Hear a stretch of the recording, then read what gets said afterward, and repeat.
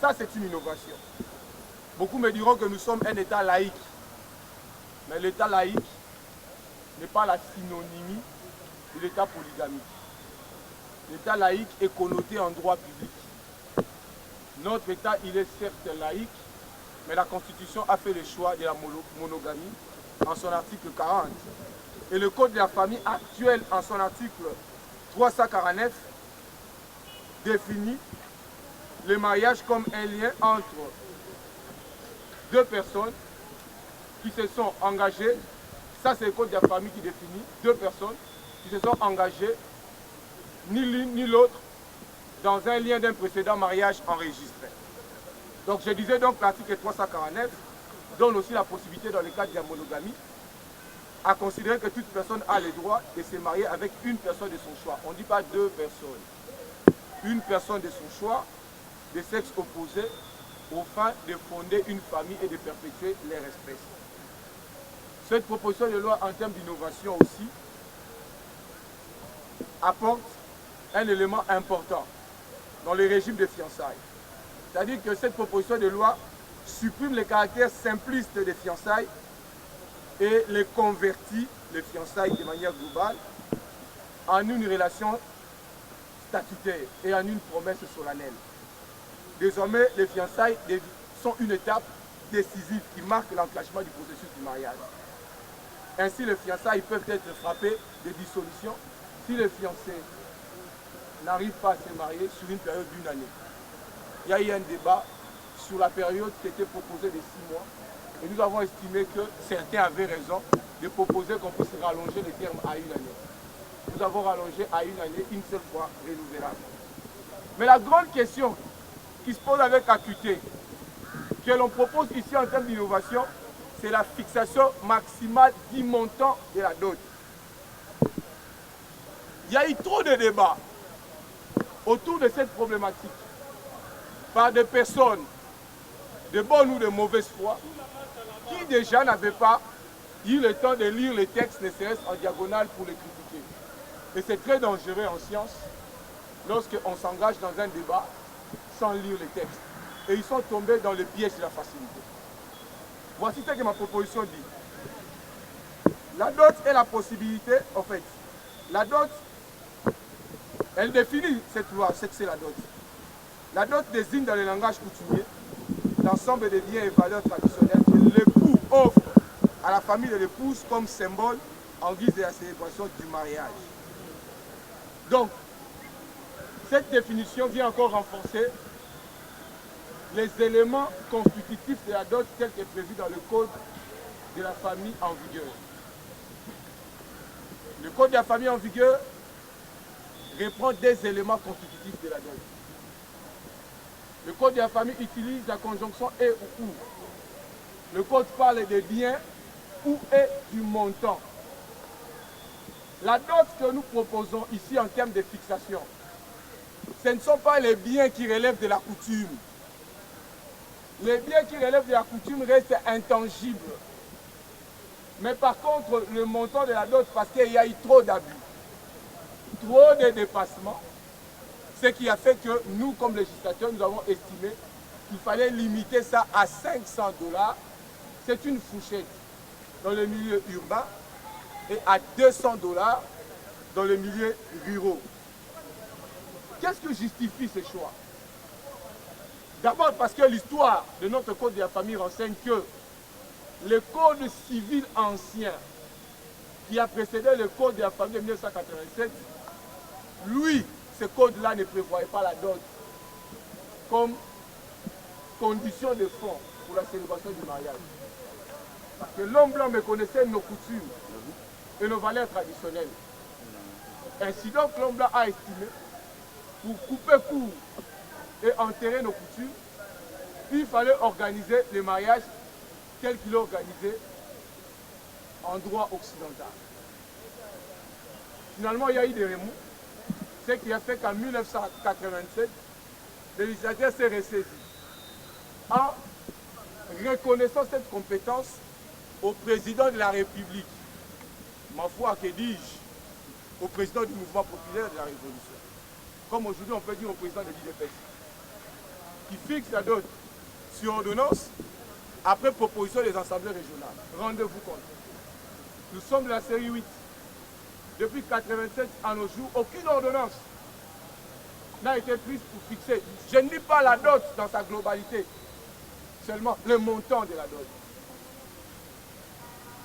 Et le contenu de la dot, parce qu'il y a foisonnement culturel, l'ordonnance n'a pas été prise parce que les assemblées provinciales étaient incapables de réunir les éléments de la coutume nécessaires pour fixer dans chacune des provinces la liste de la dot. C'est pour que cette question était restée pendante.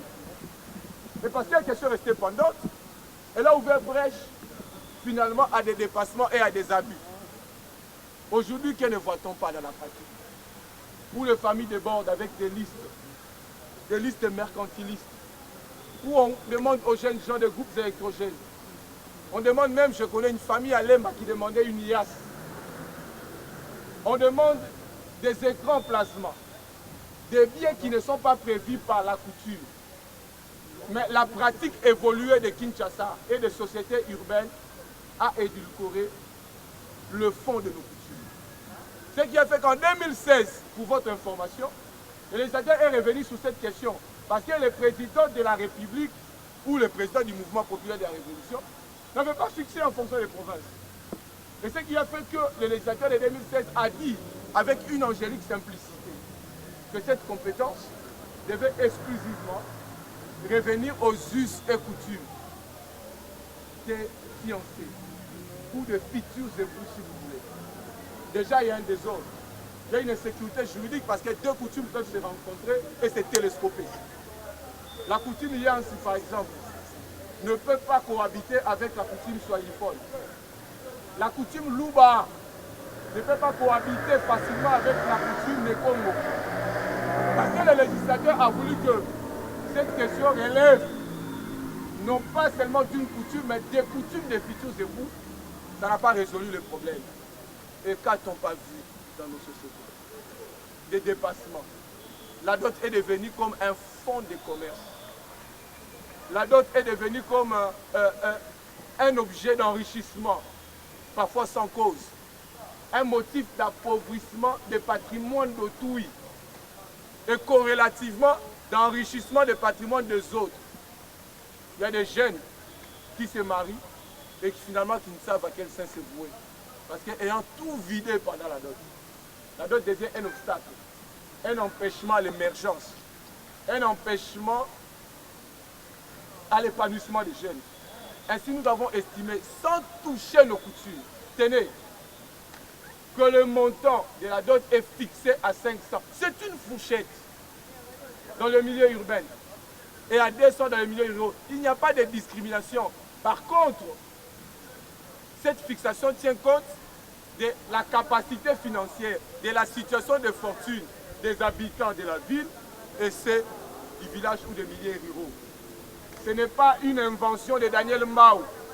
Ceux qui savent lire les textes juridiques, ils n'ont qu'à se référer à notre code fiscal. Les impôts ne sont pas payés de la même manière. Il n'y a pas de discrimination. Une concession se trouvant à Gombe n'est pas taxée de la même manière que celle se trouvant à Rifla.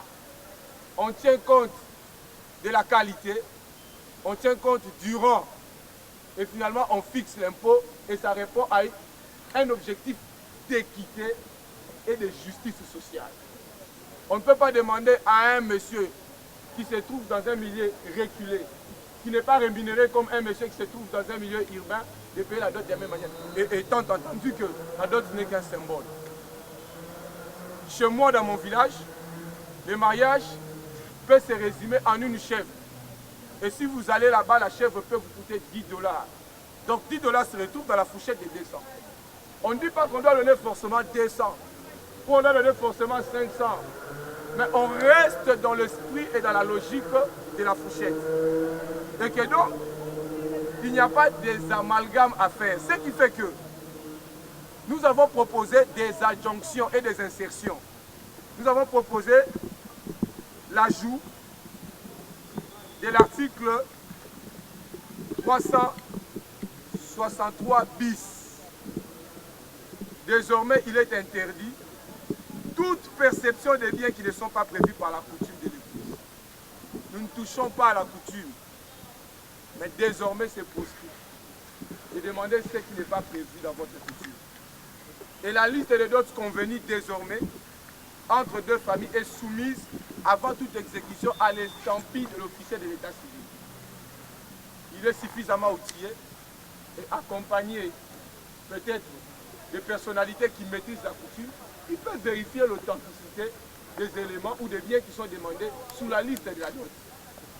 Nous avons ajouté l'article 363 terre qui dit sauf acceptation expresse de la famille des époux ou sauf acceptation expresse des époux eux-mêmes, toute surfacturation ou toute exagération de la liste des dots non prévue par la coutume est proscrite. Il en va de même de la multiplication mercantile des biens prévus par la coutume. Nous avons inséré une convention numéraire parce que le mariage c'est aussi une émotion du cœur. Je peux avoir décidé d'épouser ma femme au-delà de 500. Je suis libre, pourvu que j'accorde mon consentement.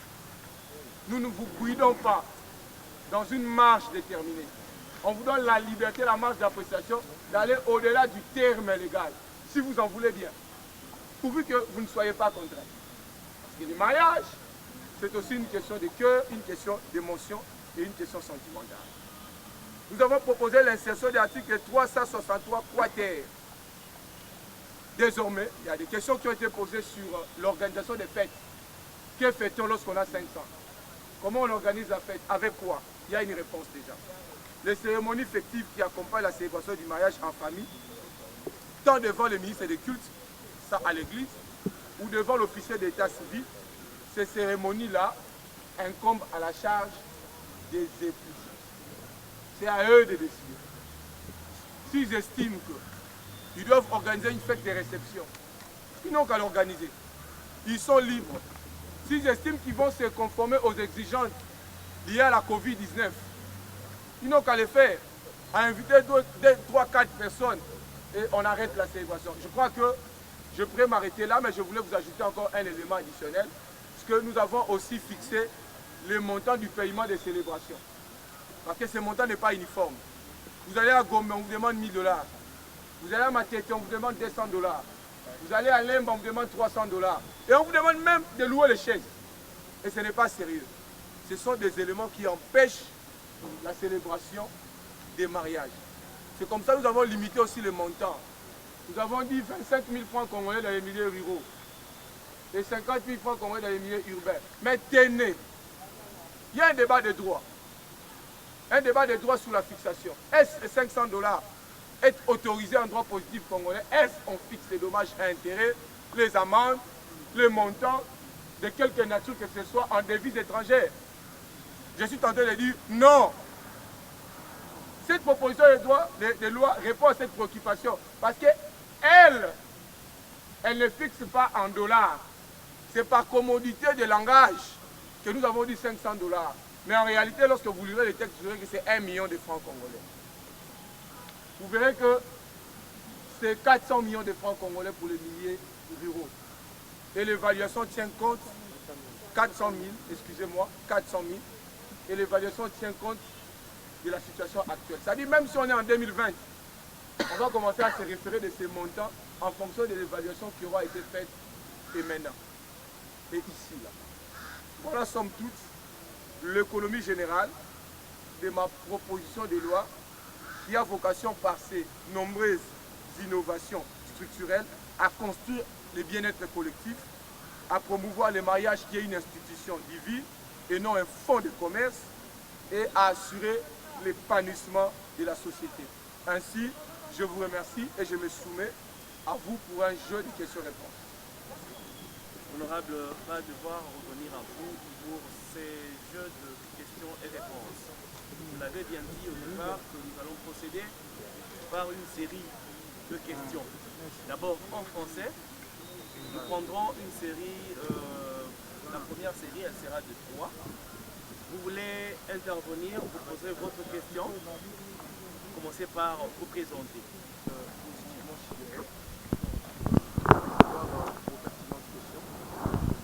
Je vais suivre l'ordre chronologique. Je commence avec Joël. la pertinence des idées de proposition. Joël Cadet, il n'y a pas de discrimination et il n'y a pas non plus d'amalgame entre le droit des biens et le droit de la famille.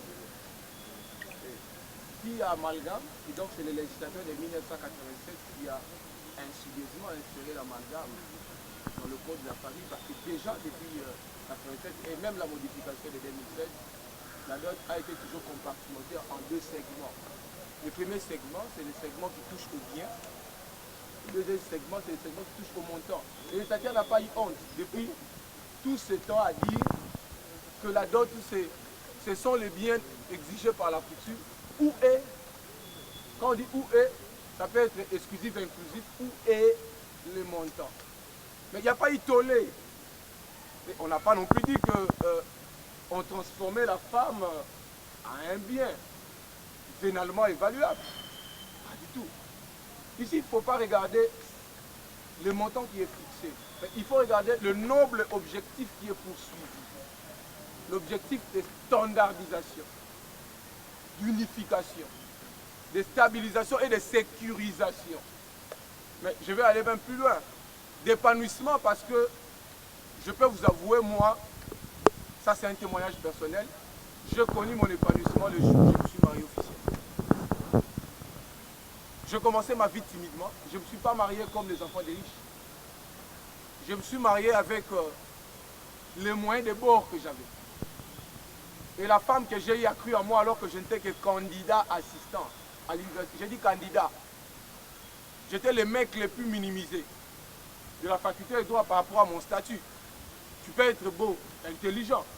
Mais si tu n'as pas la qualité, les statuts, on te traite comme un paria.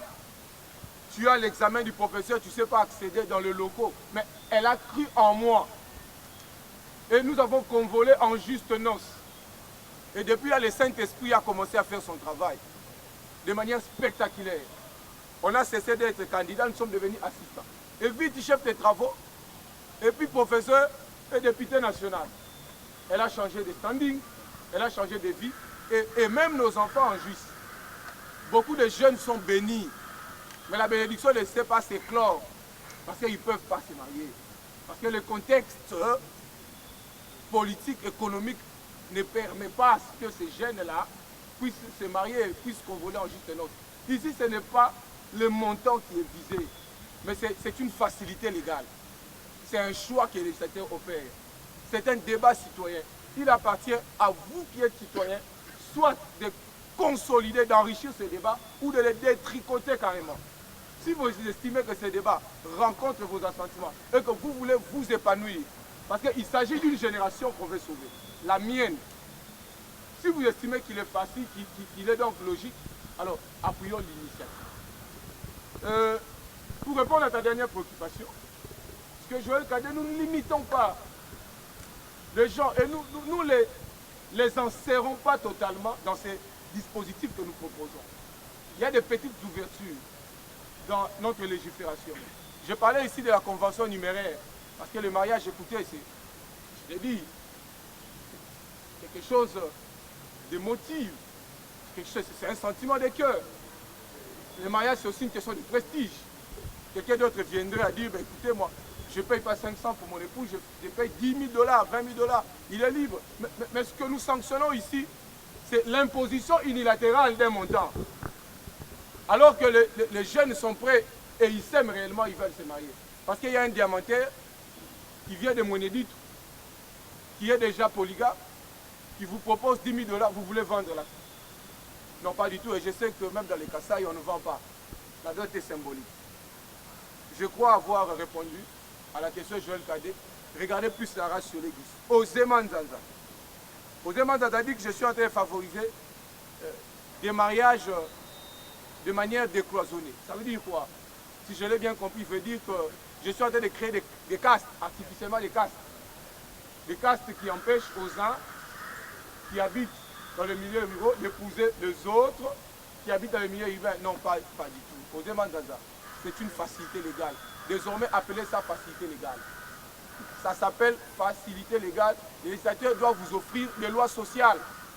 On l'a dit ici, Notre classe politique est caractérisée par des lois qui divisent, par des lois politiques, par des lois d'exclusion, par des lois de compétition, parce que nous sommes émotionnels. Est-ce qu'on ne peut pas s'arrêter un jour, discuter sur des questions prioritaires de société, des questions de vie? Justement, c'est dans ce cadre-là que nous vous proposons ces textes-là. Nous ne créons pas des castes, mais par contre, nous créons des facilités. Et quelqu'un d'autre me posera la question de savoir, vous créez des facilités, mais ces jeunes gens vont habiter où? Soyez-en apaisés. Après cette proposition de loi, j'annonce formellement que j'en ai une autre qui est sur ma table et qui sera déposée. Elle va porter sur le beaux et loyer.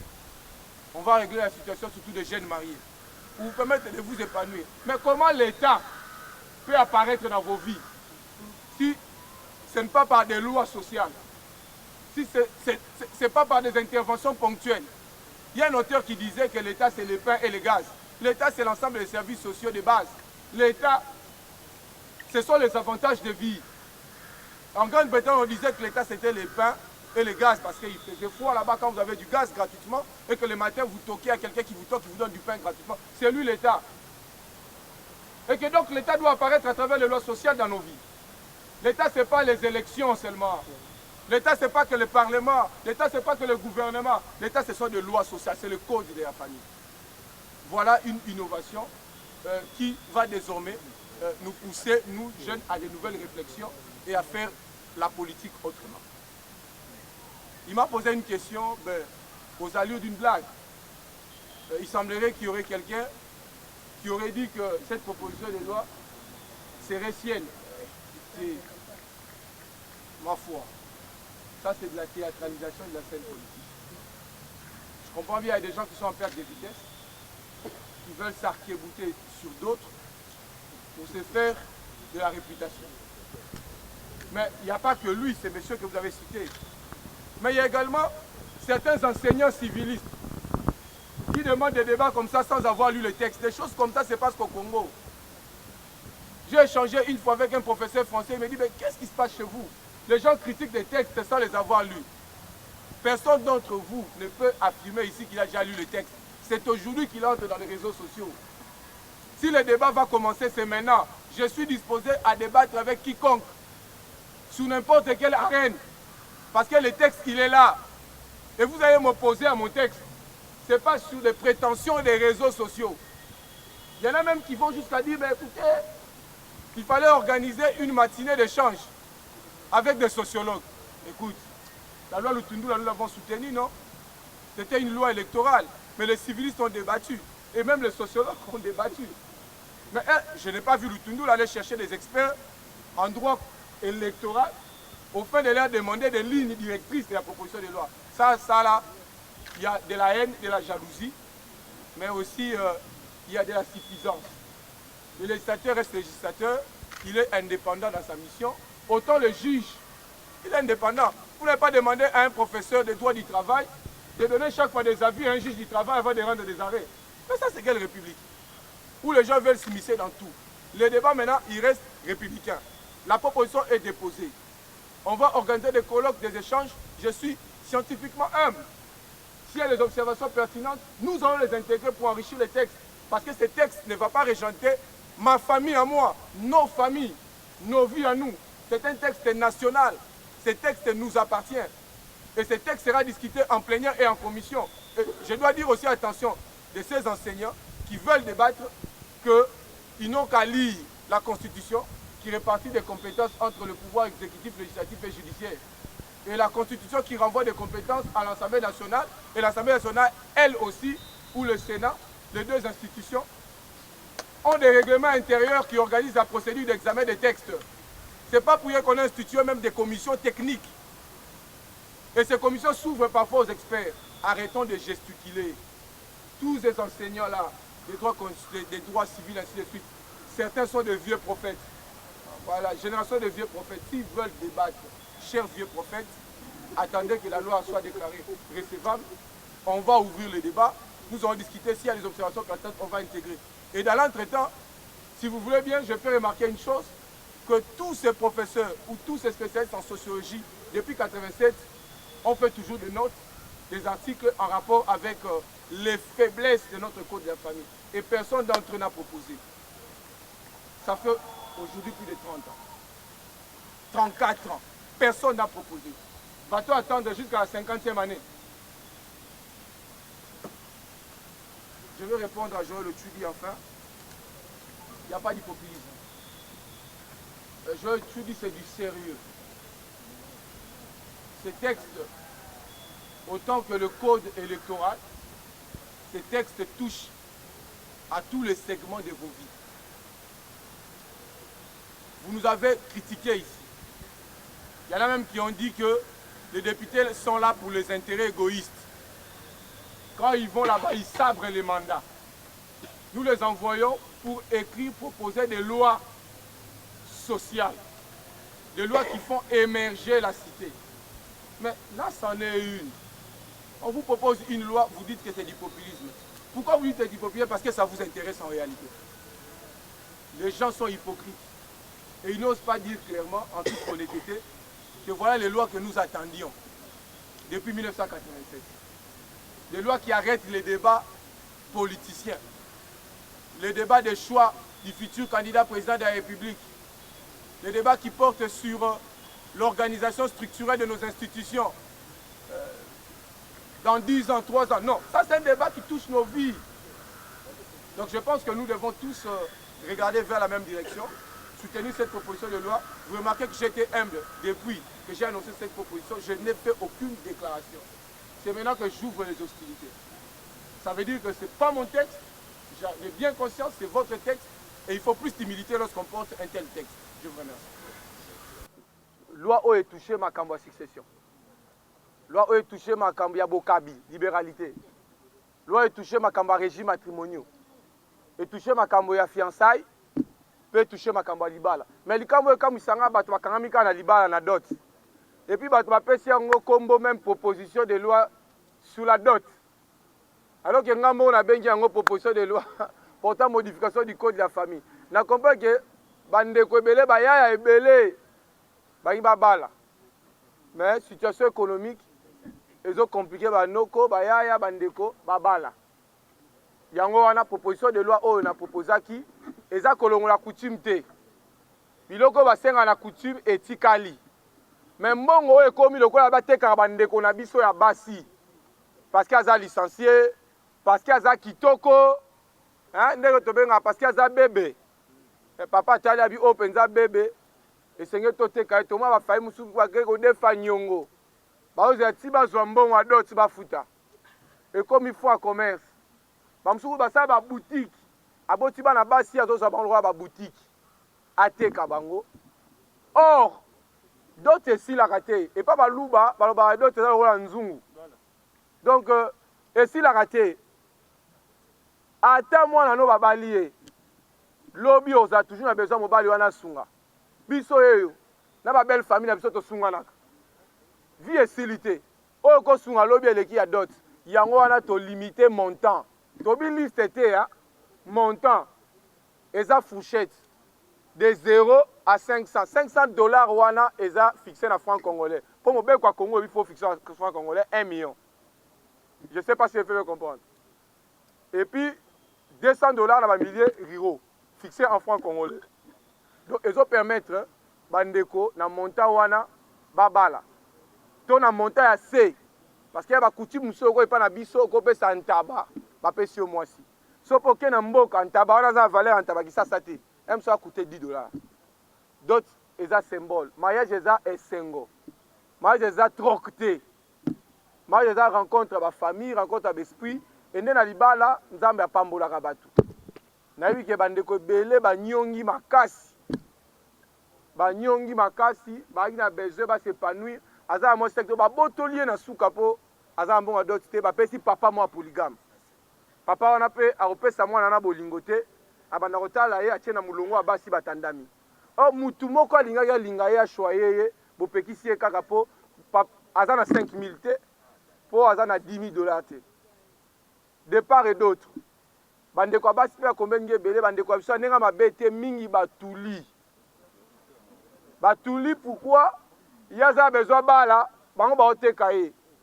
Na mona na makala moi mwasi moko noko na ye na batata leki na ye aza orpheline bazosala ye boye si lelo mwana mwasi wana abala te parce que mpo na noko kinzonzi il faut bapesa ye dot ebele mwana mwasi atuli na ndako bamosusu kutu baunion libre bazokufisa bana tous les jours dot yango ekomi na kope ya kindoki na kati eza bandoko mosusu avanda azelaka kaka bopesa dot te aliaka bana oyoka mwana liboso akufi balobi yo mwana akufi mpo apesaka dot te bandeko bazobota bana okolisi mwana akola komi na 17 balie yo mpo opesaka dot te bacouple wana eza ebele na kisasa bato oyo bakomprendre mamu na oloba te eza mingi bato oyo bavanda na bandako ya minene oyo eza baclimatiseur oyo babala facilement bato je le connais mais biso bacongolais moyen biso mpe bajeune banokoto on comprend ce que c'est libala ngai ndeko ya bino oti koloba awa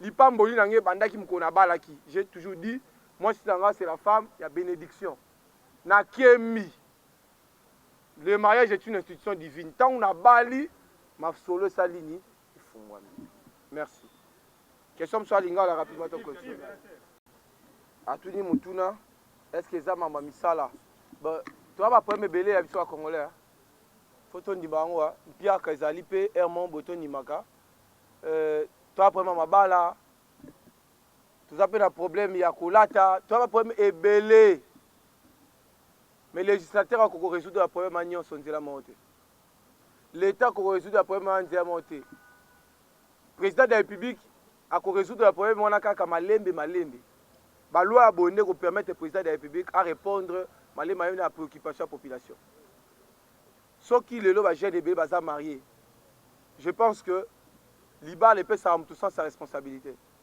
eza bajeune mosusu nayebi pour répondre partiellement à ta question bayebi oluka mbongo te toakenda oluka mbongo abimaka ntongo 12 heures ekoli suki libanda te fa azonga alala mais so aza ya mwasi na ndako basi basalaka biso boye epesaka kasakasa parce que ozobanga soki natiki eloko te na ndako mwasi aolia nini mwana aolia nini na pokwa est ce que kovanda ya kimia biso tobimaka ntongo tozongi butu en réalité tobénéficiaka na nyonso oyo tozwaka te est ce que batv tosombaka totalaka yango tosombela yango basi na bana donc le mariage aussi c'est une partie de la vie mama baemploi wana kotuna député te papa eza mosala ya gouvernement toza gouvernement bawarrior na kobanzaka ezosala mosala nango malamu mikolo ekoya gouvernement bawarrior ezosala monana déjà malembe bafungola mpe baespace ya misala po kosala misala baloi ya emploi ezali peut-être botanga yango te ezali tobongisa nde mboka je crois que makambo eke liboso dernière question na yo est ce que bakoapplike yango bon papa ezaka loi te baloi ebele ekota na cimetière na Congo eza mpe lwaka ya bai te na Congo même todiscute sur alinéa moko ekosala biso 6 mois ya débat na baréseaux sociaux mais heureusement que tochange époque tokomi na époque ya état de droit eza mpe état d'esprit omoni so oza yuma bakofaire appliquer o loi te mais soki oza na état d'esprit oza sérieux même papa bokilo nde tokuta papa bokilo lokola nga nayebi ke mobeko ezali tu es sérieux je te donne ma fille mais soki mozo comprendre badroit na yo toyeba koexercer yango te parce qu'il y a une chose proclamer les droits une autre revendiquer ses droits donc problème wana eza problème ya législature te nga asali mosala na nga bino nde bosapproprier na mobeko bofaire appliquer mobeko voilà oyo tozali mboka ya bareligion ebele un pays laïque bamusulman epa na bango kozala na basi ebele eza likambo te ezodépendre na façon okolinga mwasi yango bandeko na biso mpe baluba bamonaka yango eza mwa lokumu kozala na trois chéri basi ebele ntango ozokozongela keno bapénalize motu oyo akodemere na polygamie oyo akoaplike yango ozomona te keno ozali kolongola ozali koviole constitution na article premier na yango et en plus likambo mosusu honorable mpona soki te ntango okoloba keno dot ofixe yango na $500 soki famille ya mwasi baboyi kopesa mwana bango na $500 mobeko na yo ezoprévoir nini ebongisi nini mwana mobali akende kolela epai ya nani po azwa mwasi na ye. Donc c'est un peu ça. Nango conceptomanie. To se comprendre sur usage na utilisation ba concept. État laïque, faut autant la Révolution française, hein. Vous comprenez que c'est un État laïque. Terme à laïcité et s'attache généralement à la République. Hein.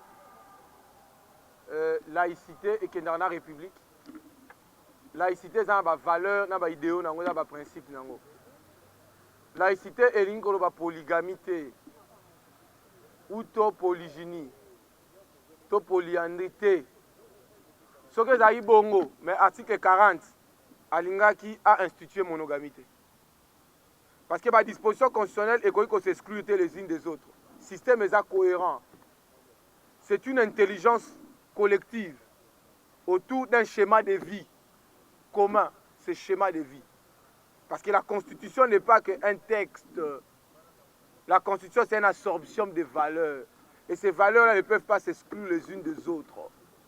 Ce que l'article 1er a lobby que tout ça État laïque, article 40 a lobby que tout Congolais a le droit fondamental de se marier avec une personne de son choix, de sexe opposé. Tout Congolais a le droit de se marier avec plusieurs personnes de sexe opposé. Tout le monde constitution lobby. C'est-à-dire que la constitution abisso a inspiré la constitution française. La constitution française est fondée sur la base judéo-chrétienne. Valeur aux ça promotion à valeur monogamique. Des valeurs chrétiennes. Il y a un terme comme Hans Kelsen. Elle a même appuyé par Carl Schmitt. Alors que tous les concepts du droit constitutionnel moderne sont des sens théologiques sécularisés. C'est-à-dire, vous voyez tous ces concepts-là, laïcité, ainsi de suite, il faut vous transposer dans le contexte. Il faut aller dans les bases judéo-chrétiennes. Bako Sabinote, partout ailleurs, monogamie nde eza. Dans les pays oyo, baza en réalité dans le système nabiso romano-germanique. En principe, monogamie est un principe. Mundele kutu. C'est vrai que tu as préféré. À mon ayo linga mobali. Mais vous la fidèle. Que o linga basi ba yemi satu. Ndeko na biso musu banga ba bomai na Saint-Denis parce qu'il y a linga 3 françaises. Aïsi ba que je t'aime. Oh moi là je t'aime na France c'est ma pam bate. Na sima je t'aime, il y a un esprit. Ce qui moi aussi déjà assez appâté yango. Elle croit en toi. Oh, biso va comment tu sais que je t'aime 10 fois. Banga bomaye. Il croit je t'aime parce que loi n'est pas monogamie mais makila na est polygamie. Donc il faut rationaliser ma commerce.